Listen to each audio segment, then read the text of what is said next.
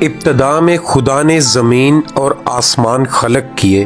زمین ویران اور سنسان تھی اور گہراؤں کے اوپر اندھیرا تھا۔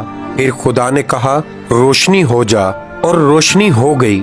خدا نے روشنی کو دن کہا اور تاریکی کو رات کہا، اور شام ہوئی اور صبح ہوئی اور پہلا دن ہوا۔ دوسرے دن خدا نے آسمان کے نیچے سمندر، دریا اور جھیل کے پانی کو ایک جگہ جمع کیا۔ تیسرے دن خدا نے کہا خشکی نظر آئے، اور ایسا ہی ہوا۔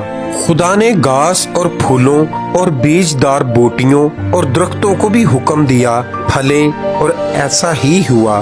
اور شام ہوئی اور صبح ہوئی، سو تیسرا دن ہوا۔ پھر خدا نے سورج، چاند اور بہت سارے ستاروں کو بنایا جن کو کوئی گن نہیں سکتا، اور شام ہوئی اور صبح ہوئی، سو چوتھا دن ہوا۔ پانچویں دن خدا نے بڑی مچھلیاں اور چھوٹی مچھلیاں، لمبی ٹانگوں والے شتر مرغ اور خوش گنگناتے چھوٹے پرندے بنائے۔ خدا نے زمین کے پانی کو بھرنے کے لیے ہر قسم کی مچھلیاں بنائیں، اور آسمان، زمین اور سارے سمندر سے شاد ہونے کے لیے ہر قسم کے پرندے بنائے۔ شام ہوئی اور صبح ہوئی اور پانچواں دن ہوا۔ اس کے بعد خدا نے پھر کہا زمین اپنے اوپر رہنے والی مخلوق خلق کرے، اور ہر طرح کے جانور، کیڑے مکوڑے اور رینگنے والے جانور وجود میں آئیں۔ پھر اس دن خدا نے ہر قسم کے جانور بنائے، اور شام ہوئی، سو چھٹا دن ہوا۔ خدا نے چھٹے دن کچھ اور کیا، کچھ بہت خاص۔ انسان کے لیے سب تیار تھا، کھیتوں میں خوراک تھی اور جانور اس کی خدمت کے لیے۔ اور خدا نے کہا آؤ ہم انسان کو اپنی شبیہ پر بنائیں اور زمین پر کی ہر چیز پر اختیار بخشیں۔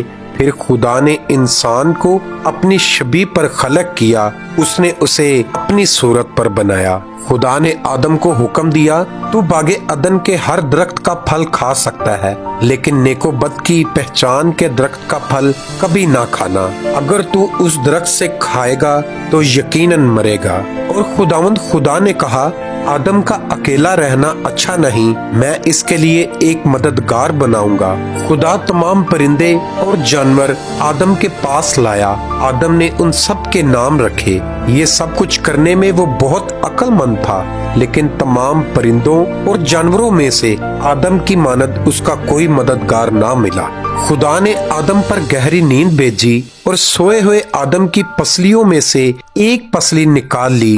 خدا نے آدم کی پسلی سے عورت کو بنایا۔ عورت جو خدا نے آدم کی مددگار بنائی، وہ بالکل انسان کی ساتھی بنائی گئی۔ خدا نے 6 دنوں میں ہر چیز بنائی، پھر خدا نے 7ویں دن کو برکت دی اور اس کو سبت کا دن ٹھہرایا۔